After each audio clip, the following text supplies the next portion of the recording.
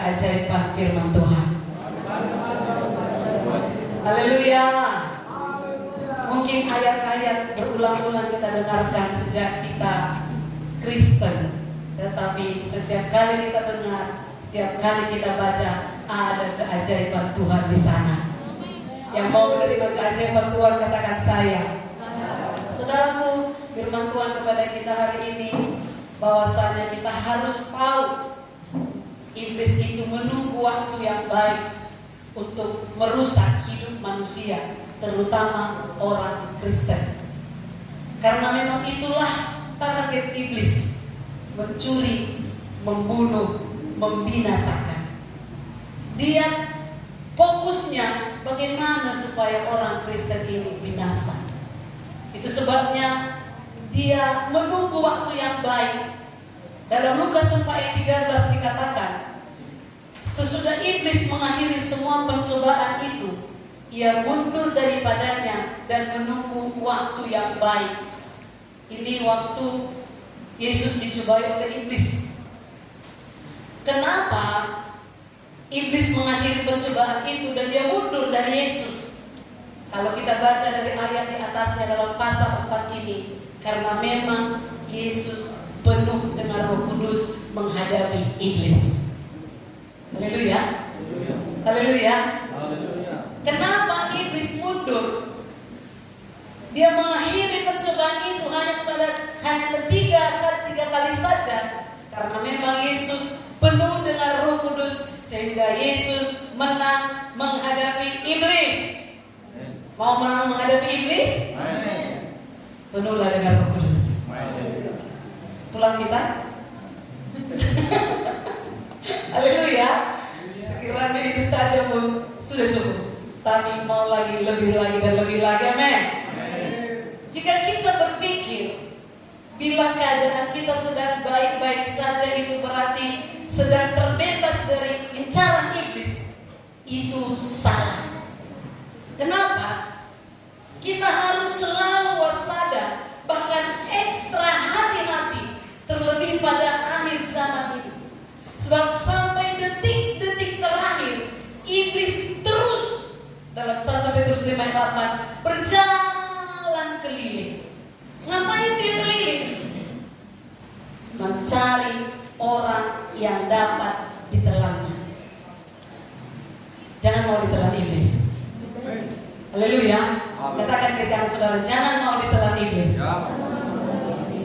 Iblis mencari sikon. Apa itu? Situasi dan kondisi yang tepat. Kapan orang ini bisa terhancurkan? Karena itu ia terus berjalan keliling sambil menunggu waktu yang baik bagi dia. Iblis punya momentum tersendiri yang khusus, yang baik baginya, mendatangi manusia itu untuk mencuri, membunuh, dan membinasakan dia pada akhirnya. Seperti Yohanes 10 ayat 10 itu. Saya katakan di awal tadi, dia fokus menjauhkan kita dari Tuhan. Motivasinya dan targetnya yang terutama adalah membinasakan orang Kristen. Iblis selalu mencari berbagai kesempatan, memanfaatkan setiap celah.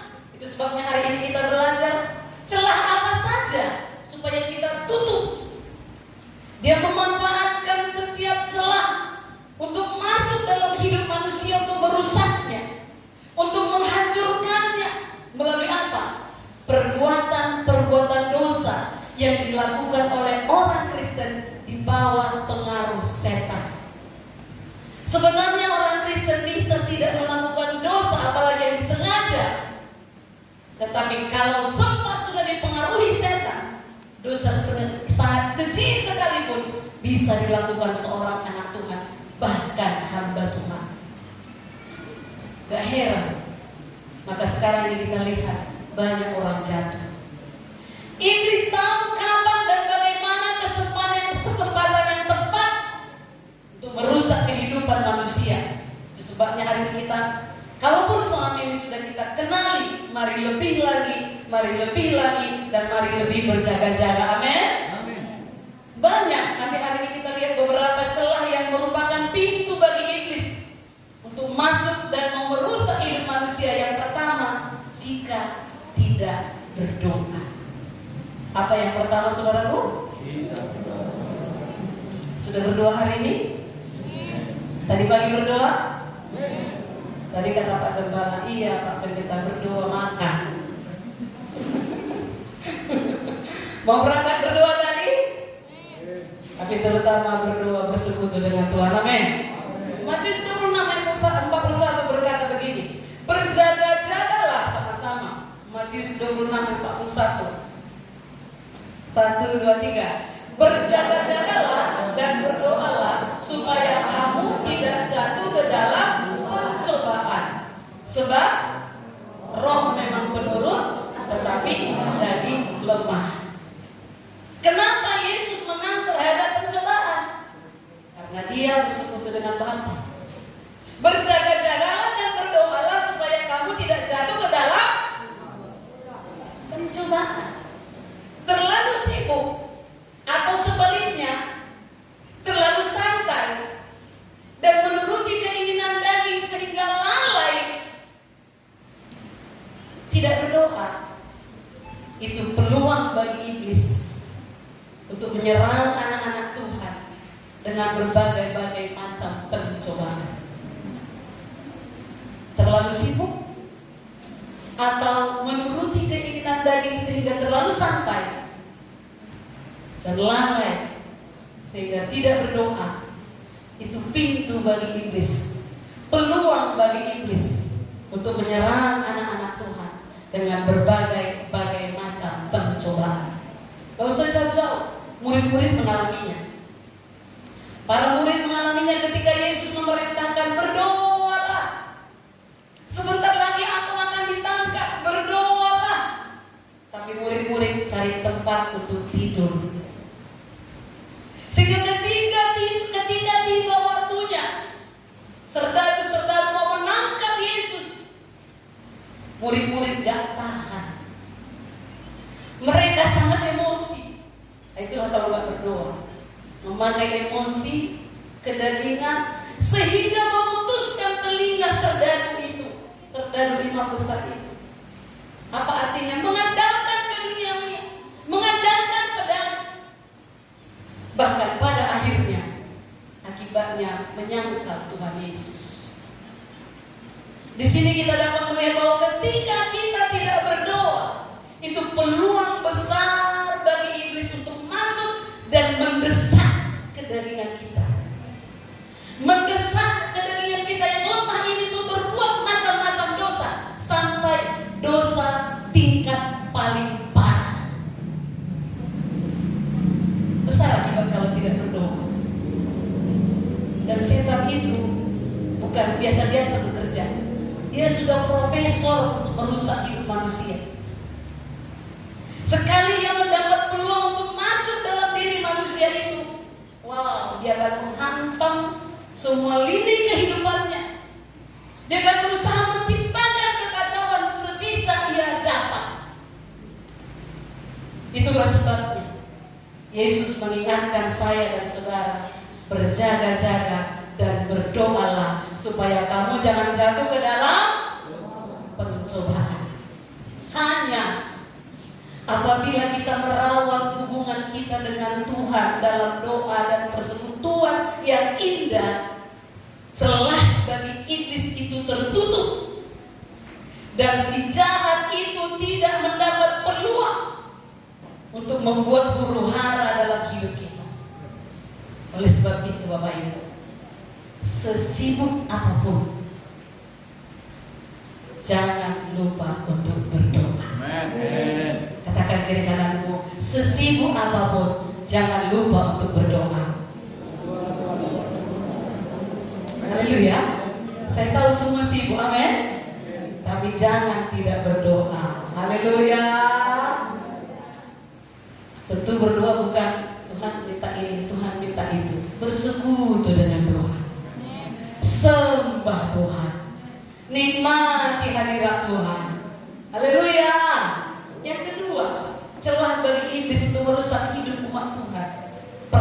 kecekcokan suami istri. Kita baca 1 Petrus 3 ayat 7. 1 Petrus 3 ayat 7 bersama-sama. Demikian juga kamu, hai suami-suami, hiduplah bijaksana dengan istrimu sebagai kaum yang lebih lemah. Hormatilah mereka sebagai teman pewaris dari kasih karunia, yaitu kehidupan, supaya doamu jangan terhalang. Dikatakan di sini pasangan kita adalah teman pewaris kasih karunia yang Tuhan anugerahkan untuk kita dapat menyelesaikan pertandingan iman kita di dunia ini. Maaf bagi para single parent, memang tidak ada pasangan, tapi Yesus yang menjadi pasangan para single parent. Amin. Tapi terutama kaum bapak, kaum ibu di sini, pasangan saudara adalah teman pewaris kasih karunia. Tahukah saudara, banyak rahasia Tuhan yang bisa diberikan Tuhan kepada suami istri kalau suami istri menang dalam menjaga pernikahannya, yaitu dengan saling menghormati. Cara kita memperlakukan pasangan kita, perhatikan. Cara kita memperlakukan pasangan kita adalah gambaran dari cara kita memperlakukan Tuhan. Jadi kalau pasangan memperlakukan istrinya kasar, cuek, bodoh amat atau apapun sejenisnya, berarti begitulah cara kita memperlakukan Tuhan. Begitu juga sebaliknya. Bagaimana kita memperlakukan Tuhan akan nampak pada saat kita memperlakukan pasangan kita. Gak bisa bohong. Haleluya. Kalau kita sayang sama Tuhan, kita akan sayang sama pasangan kita. Bapak-bapak yang sayang sama istrinya katakan amin. Ibu-ibu yang sayang sama suaminya katakan amin. Gak jauh-jauh itu. Haleluya. Haleluya. Akhir zaman ini banyak rumah tangga retak. Hanya dengan sedikit saja. Misalnya dengan anak. Tadi aja pun mungkin mau berangkat ke gereja bisa saja berantem. Kaos kaki gak nampak, anak berlambat-lambat, ya, persembahan kurang, mau ditukar gak ada tukar, macam-macam lagi. Semua jadi masalah. Saudaraku, tutup celah itu. Apapun yang dibuat iblis untuk merusak pernikahan saudara, apakah itu dengan masalah keuangan, masalah anak, masalah bertua, masalah menantu, masalah perselingkuhan, ataupun apapun semuanya itu, saudaraku, mari tutup celah kepada iblis. Mulai lihat pasangan saudara itu sebagai berkah. Tadi kata Pak Gembala, lihat pasanganmu seperti malaikat. Haleluya. Haleluya. Di mana istrimu, Pak? Oh, malaikatku sedang bekerja. Oh iya. Jangan bilang asbulis tuh. Di mana Bapak? Amati. Lalu lanjutkan supaya tidak merasa berdosa. Amati daging. Amati siap guna. Tetapi mulai hari ini supaya lebih mesra, di mana Bapak? Malaikatku sedang cari uang. Haleluya. Jadi pandang pasangan kita sebagai berkat, bukan sebagai beban, bukan sebagai masalah.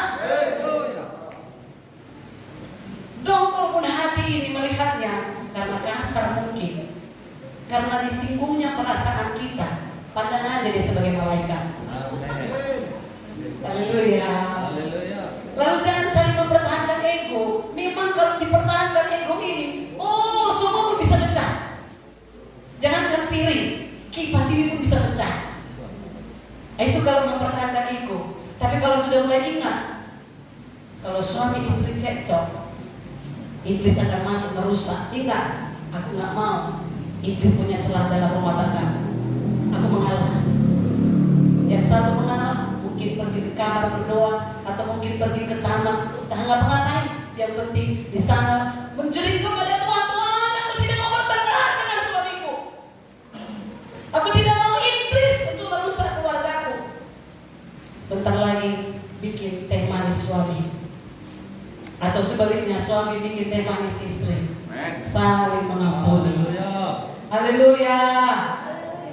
Perhatikan, ketika kita memperhatikan pasangan kita, ketika kita membangun pasangan kita, ketika kita mengasihi pasangan kita, kita sedang menarik kasih karunia Tuhan turun dalam keluarga kita, dalam pernikahan kita. Dan kalau kasih karunia sudah bekerja, akan banyak kemustahilan yang bisa kita lewati. Hutang pun bisa terbayar. Sudah mungkin mustahil dapat berkat, tapi karena kasih karunia Tuhan turun, karena kita saling mengasihi suami istri, Tuhan buka jalan pada saat tiada jalan. Kasih karunia akan mengerjakan semua yang di luar kemampuan manusiawi kita. Ketika kita berserah kepada Tuhan, ketika kita mengizinkan kasih karunia itu mengambil alih rumah tangga kita, maka mujizat, pertolongan, pembelaan, dan pemeliharaan Tuhan jadi bagi keluarga kita. Hari ini rendahkan hati, mulai kasihi pasangan kita lebih lagi. Kalau selama ini sudah, lebih lagi. Kalau belum, mari mulai kejar kesatuan roh. Karena Matius 18 berkata, 2 orang saja sepakat. Ini terutama suami istri. 2 orang saja sepakat meminta apapun juga. Wow. Permintaan mereka itu dikabulkan Bapa di sorga. Setan tahu itu, maka banyak suami istri yang dirusaknya hubungan. Karena 2 orang saja, suami istri sepakat berdoa untuk anak, berdoa untuk usaha, berdoa untuk masalah. Permintaan mereka dikabulkan Bapa di sorga. Hormati pasangan kita sebagai anugerah besar dari Tuhan, sebagai pribadi yang Tuhan taruhkan dalam hidup kita, dengan tujuan khusus yang akan membawa kita mewarisi kasih karunia. Amin. Haleluya. Anak-anak muda di sini kelak berumah tangga, lakukan firman Tuhan ini dan doakan orang tuamu sekiranya orang tuamu kurang harmonis. Itu bagian saudara. Yang ketiga, pintu celah bagi iblis untuk merusak hidup anak-anak Tuhan, iri hati. Senang melihat orang lain lebih rendah, susah melihat orang lain lebih baik. Itu iri hati. Orang yang iri hati itu merupakan pintu masuk bagi iblis untuk menggocok. Alkitab menceritakan dalam 1 Samuel 18 ayat 6 sampai 10 ini mengenai Saul dan Daud. Perhatikan fatal akibatnya. Saul mengalahkan beribu-ribu musuh, kata penyanyi berbalas-balasan. Tetapi Daud berlaksa-laksa jauh. Oh, mendengar itu bangkitlah amarah Saul dengan sangat, dan mulai hari itu ia iri dan dengki terhadap Daud. Kemudian keesokan harinya berkuasalah roh jahat atas Saul, dan Saul selalu berusaha untuk membunuh Daud. Itu kalimat sederhana.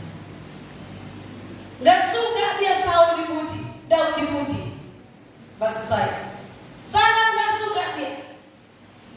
Gak suka di atas keberhasilan Daud. Saudaraku, mari senang orang lain diberkati. Amen. Dan berharap dan meminta kalau dia diberkati, aku pun bisa diberkati. Amen. Pada saat hati panas karena orang lain lebih berhasil dari kita, oh itu sudah membuka celah untuk roh jahat masuk merusak kehidupan. Saudaraku, jangan merasa iri melihat orang dunia ini lebih kaya dari kita. Karena memang di dunia ini ada 2 berkat, berkat umum dan berkat khusus. Berkat umum sama-sama semua kita menikmati matahari, amen. Menikmati hujan, menikmati alam ini. Itu berkat umum. Tapi berkat khusus, saya dan saudara memiliki kepastian keselamatan. Amen. Jadi kalau berkat umum itu nggak ikut Yesus pun dia, kalau kerja rajin, kerja sungguh-sungguh, pasti kaya. Haleluya. Jadi jangan kalah dengan mereka. Anak-anak Tuhan bukan berarti Tuhan aku sudah beribadah, aku sudah berdoa tapi malas. Gak akan diberkati. Itu sudah berkat umum. Memanglah kekayaan orang-orang dunia ini licin kata Tuhan. Tetapi kita lihat memang banyak mereka walaupun gak ikut Tuhan kaya. Itu berkat umum. Jangan iri. Tapi berkata, dia yang gak ikut kau pun Tuhan bisa diberkati, bisa kaya. Aku yang siang malam berdoa kepadamu, masakan gak diberkati Tuhan, berkati usahaku, berkati bisnisku, berkati jualanku, amin. Rajin, amin. Sungguh-sungguh, amin. Saudaraku, iri hati gak pernah mendatangkan kebaikan apapun. Itu hanya mengundang setan untuk masuk dan tinggal dalam hati, merusak diri maupun merusak orang lain. Saudaraku, oleh sebab itu tidak perlu iri hati. Bersyukur akan berkat yang Tuhan beri kepada saudara. Kalau saudara masuk dalam grup WA, di situ semalam pembagian berkat skedul. Kalau Tuhan memberi kasih karunia untuk kita kaya dan diberikan kepada kita karunia untuk menikmati. Ada orang kaya nggak ada karunia untuk menikmati, betul? Habis uangnya untuk penyakit, habis uangnya untuk semua hal-hal yang tidak baik. Itu sebabnya bersyukur seberapapun yang saudara dapat hari ini. Haleluya. Selanjutnya celah, selanjutnya menyombongkan diri. Kesombongan mendahului kehancuran, itu sudah pasti. Merasa diri lebih hebat, merasa diri lebih tinggi derajatnya, merasa diri lebih bertalenta, merasa diri lebih kaya, itu sombong. Saudara, Tuhan berkata, firman Tuhan berkata dalam 1 Korintus 4:7 begini. Ini untuk menjaga kita ya. Sebab siapakah yang menganggap engkau begitu penting? Dan apakah yang engkau punyai yang tidak engkau terima? Ada bawa emas dari kandungan di sini? Ada? Apakah yang engkau punya yang tidak engkau terima? Dan jika engkau memang menerimanya, mengapakah engkau memegahkan diri seolah-olah engkau tidak menerimanya? Ini membuat orang sombong. Dia merasa karena kuatku, karena hebatku, karena kerja kerasku. Oke, gak salah kerja keras, tapi biasakan berkata, ini semua karena berkat Tuhan. Amen. Aku sehat karena berkat Tuhan. Aku punya usaha ini jalan walau COVID, ini karena berkat Tuhan. Saudaraku, kesombongan adalah celah untuk masuk iblis, menggulingkan seseorang. Goncang dulu kiri kanannya, woi jangan pernah sombong. Kalau engkau diberkati jangan sombong.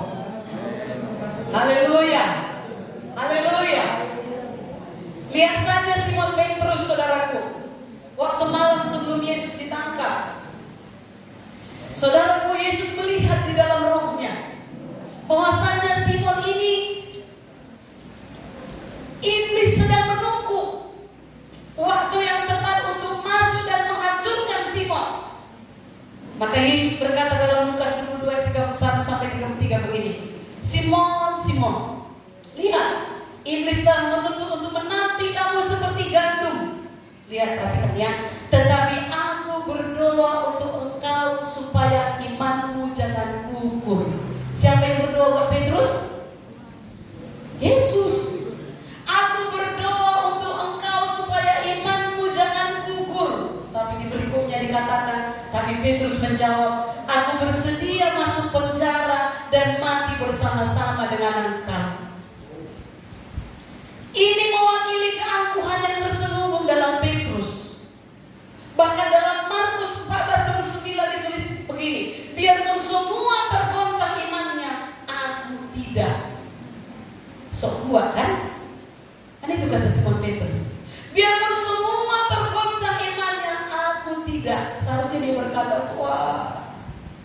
Kalau kau pergi tolong ya Tuhan. Nah, harusnya begitu.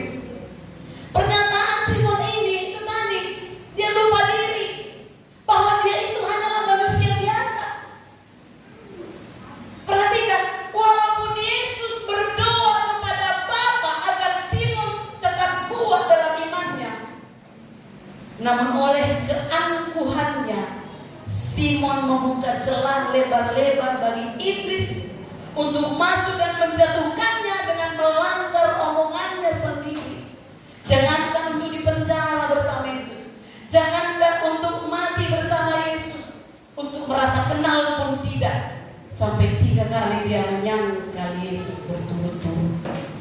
Itu akibat kesombongan, melanggar omongan sendiri. Jangan pernah sombong. Mungkin secara belak-belakan enggak, tapi di hati terselubung. Iblis senang dengan kesombongan manusia.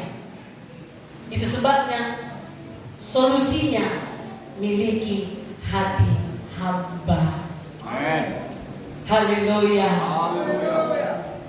Apabila kita lebih diberkati, Tuhan, semua karena kasih. Persembahkan hidupku kepada, kulayani kau dengan berkat ini. Kulakukan yang terbaik dengan berkat itu. Amin, saudaraku. Bila kita pintar, pandai, berhikmat, itu karena Tuhan memberi kepada saudara hikmat. Itu yang keempat. Seterusnya, apalagi sedikit lagi, beberapa lagi ya. Dendam atau marah yang berlarut-larut. Banyak kami layani jiwa baru kita, jiwa baru KKR kita. Rata-rata hidupnya kebanyakanlah menderita. Menderita karena penyakit, dan rata-rata karena dendam. Rata-rata karena sakit hati. Maaf ya Bapak Ibu Pendeta, aku punya imannya sembuh. Tapi kalau Bapak Ibu suruh mengampuni itu, gak bisa. Itulah hidup manusia sekarang. Marah yang berlarut-larut. Baju wanita merah. Itu kamus mereka. Itu merupakan celah bagi iblis untuk masuk merusak kehidupan manusia. Padahal Efesus 4 ayat 8 sampai 7 mengingatkan, apabila kamu menjadi marah, berarti ada saat-saatnya bisa marah ya. Apabila kamu menjadi marah, janganlah kamu berbuat. Marahnya mungkin marah kebenaran lah. Misalnya anak kita. Yaudah, anak saya kasih contoh. Kriswell, mandi. Ya juga, tetap main handphone. Kriswell, mandi. 5 menit lagi. Benar-benar saya lihat jam 5 menit lagi. Lalu setelah 5 menit, Kriswell, mandi. Enggak juga. Jadi apa saya tulis dia? Anakku baik, mandi anakku ya. Gitu? Enggak, saya bawa libas-libas. Saya libas tatanya, mandi. Terkejut dia. Ternyata mamaku bisa juga marah. Haleluya. Marah dalam kebenaran karena dia enggak mau Saudaraku, janganlah kamu berbuat dosa apabila kamu marah. Janganlah matahari terbenam sebelum padam amarahmu, dan janganlah beri kesempatan kepada iblis. Mati-matian mempertahankan sakit hati itu menjadi peluang iblis untuk merusak, untuk menggocok hidup rumah tangga dengan berbagai masalah. Sadar akan hal ini, Paulus dengan tegas mengingatkan jemaat di Korintus dalam 2 Korintus 2:10-11, ampunilah katanya. Aku juga mengampuni katanya, supaya iblis jangan beroleh keuntungan atas kita, sebab kita tahu apa maksudnya. Maksudnya adalah mencuri, membunuh, dicurinya damai atas rumah tangga, dicurinya kesehatan. Nah, itu yang jadi kalau tidak mengampuni. Mungkin saudara berkata seperti yang kami layani tadi, aku tahu itu harus mengampuni, tapi aku punya alasan yang kuat untuk tetap marah. Ada orang gitu, tahu aku, tapi aku punya alasan yang kuat untuk tetap marah kepada dia. Ingat bahwa firman Tuhan bahwa kalau kita tetap dalam sakit hati, tidak mengampuni, maka dosa kita pun tidak. Itu kata Markus 11 ayat 26. Kalau tidak diampuni itu sangat menyakitkan, itu sangat merugikan kita. Mengampunilah. Sakit memang, sakit memang. Mengampunilah. Haleluya. Gak wajar memang yang dibuatnya itu. Mengampunilah. Kalau orang lain pun kita ampuni, apalagi pasangan kita, apalagi orang tua kita, apalagi anak kita. Haleluya. Berikutnya, merencanakan yang jahat dalam hati, termasuk bohong, menebar hoax, fitnah. Kita ingat Ananias dan Safira, suami istri sepakat untuk bohong. Dikatakan Petrus kepadanya dalam Kisah 5:3-4, Ananias, mengapa hatimu dikuasai iblis, sehingga kau mendustai Roh Kudus dan menahan sebagian dari hasil penjualan tanah itu? Mengapa kau merencanakan perbuatan jahat itu dalam hatimu? Baiknya dia jual tanah, dipersembahkannya ke rasul-rasul, tapi sepakat untuk bohong, ini semua uangnya. Itu dia jahatnya. Saudaraku, mungkin jahat kita lain, beda. Untuk mempermanis cerita kita, kita ngomong sedikit saja bohongnya, tapi tetap jahat, kata firman. Jangan suka bohong. Haleluya. Suami istri terbuka, jangan bohong. Ada satu rumah tangga mau cerai-ceraian karena bohong. Segini gaji katanya, enggak, rupanya bukan segitu. Sebagian lagi dipakai untuk judi online, jadi anggota sabu.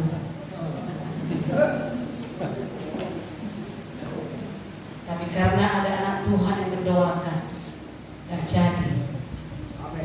Bukan anggota kita ini ya. Jangan berpikir siapa itu bukan anggota kita, orang luar. Saudaraku, kebohongan yang disembunyikan memang gak selalu diketahui orang lain, tapi tidak luput dari pengamatan iblis. Saat seseorang mulai menimbang-nimbang dalam pikirannya untuk bohong, mulai merencanakan, iblis segera mendapat peluang melangkah masuk dalam hatinya, menggelapkan mata rohani orang itu. Iblis akan hadir memotivasinya, mensponsorinya pun. Seperti gosip, makin digosok makin sip. Yuk teruskan bohong, katanya. Teruskan. Dia akan desak untuk segera melaksanakan kebohongan tersebut dan membuat menjadi kenyataan. Fitnah, menjelek-jelekkan orang lain. Jangan. Tulus saja kita mengikut Tuhan. Haleluya. 2 poin terakhir, pikiran yang tidak sesuai dengan kehendak Tuhan. Saudaraku, lagi-lagi Petrus pernah ditegur oleh Yesus. Karena Petrus gak izin, gak suka dia kalau Yesus disalib. Maka Yesus berkata dalam Markus 8:33, nyala iblis. Wah, bayangkanlah kalau saya bilang misalnya, si Hana ini, nyala kau iblis. Kira-kira Hana ini masih duduk gak di situ? Kalau manusia sekarang gak akan. Pasti dia gak mau lagi aku melayani ibu. Ibu bilang aku iblis, ibu bilang aku setan, katanya pasti. Tapi ini Yesus, murid terdekatnya Petrus, hanyalah kau iblis. Sebab kau bukan memikirkan apa yang dipikirkan Allah, melainkan apa yang dipikirkan manusia. Gak usah sibuk kali apa yang dipikirkan manusia, pikirkan aja pikiran Tuhan.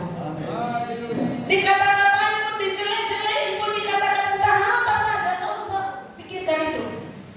Karena Tuhan berkata, kita enyah kalau kita pikirkan pikiran manusia itu. Saudaraku, apa yang dipikirkan manusia ini? Itu kehendak daging, keinginan mata, keangkuhan hidup. Nah itu dia. Buang pikiran yang hanya mementingkan diri sendiri. Amin. Mulai pikirkan kehendak Tuhan. Apa yang Tuhan senang? Dan yang terakhir poinnya, hati yang kosong. Kosong dari hadirat Tuhan, kosong dari Roh Kudus, kosong dari firman Tuhan. Saudaraku, dituliskan dalam Matius 12:43-45 itu, kalau setan yang sudah keluar dari kita itu sejak kita lahir baru, lalu dia datang lagi diintipnya, dia lihat gak ada firman di hatinya, gak ada ayat kesembuhan dalam hatinya. Maka sakit dia yang dipanggil, abang, oh ya bang, katanya gak ada firman di hatinya, gak ada kasih di hatinya. Maka diajaknya 7 roh jahat lain untuk masuk. Maka jangan heran kenapa ada orang yang sudah pernah ikut Tuhan tapi bisa lebih jahat dari sebelumnya. Ini dia. Isi hati dengan firman. Amin. Paling tidak dituliskan dalam warta saudara 5 hal. Isi hati dengan segala kewaspadaan, isi hati dengan sukacita, gembira. Amin. Maka penyakit akan sembuh. Isi hati dengan janji-janji Tuhan, bukan yang lain. Nah, kalau hati kita diisi dengan janji Tuhan, kita berkata, Tuhan, Engkau berjanji ini dan itu, aku percaya dan aku terima. Isi hati dengan nasihat orang tua, nasihat pemimpin rohani, nasihat firman Tuhan. Isi hati dengan Yesus sendiri dan juga firman yang melimpah-limpah di hati kita. Amin. Haleluya. Semalam mudah-mudi saya ajari, jangan masa bodoh dengan nasihat. Nasihat orang tua, jangan masa bodoh. Nasihat pemimpin, jangan masa bodoh. Siapa contoh yang masa bodoh seperti sangat fatal? Simpson. Saya ajarkan pada mereka semalam. Beristrikan orang yang tidak percaya kepada Tuhan, akibatnya fatal. Itu karena masa bodoh dengan nasihat. Saudaraku, jangan sekali-kali beri celah pada iblis. Amin. Sebab kita tahu maksudnya. Itu tadi maksudnya. Targetnya membinasakan kita. Sebelum dibinasakan, dicurinya dulu iman kita, dicurinya kasih kita, dicurinya kesehatan kita, dicurinya harta kita. Kemudian dibunuhnya lagi iman kita. Itu sebabnya, saudaraku, ini hanya 7 hari ini ya. Banyak lagi celahnya. Dan kalau saya dan saudara bersekutu dengan Tuhan, tahu mana celah itu. Amin. Saya sendiri, ini kecil, ini di tangan saya, ini kecil, hanya kena kipas, tapi saya bisa menderita dibuatnya. Lalu saya merenungkan, kenapa aku bisa kena ya? Jadi saudaraku, celah-celah itu pasti kita tahu kalau kita bersekutu dengan Tuhan. Amin. Amin. Mungkin karena kurang hati-hati, mungkin karena lagi buru-buru, tak apalah. Tapi kalau kita duduk dan merenung, kenapa aku bisa kena? Saudaraku, masalah dan tantangan boleh saja terjadi, tetapi jangan pernah beri kesempatan pada iblis. Haleluya. Yesus 3 kali dicobai, berapa kali dia menang? 3 kali, berarti 3-0 dengan iblis. Iblis jong dia ya. Jadi tiap hari, mari saudaraku buat skor saudara. Dicobai dengan marah, gak jadi marah, 1-0 dengan iblis. Dicobai dengan malas. Memang bangun pagi untuk berdoa itu gak enak. Enaknya ya bangun pagi udah dibunyikan alarm. Kalau dari kita menari itu tidur, kita matikan lagi alarm itu. Betul?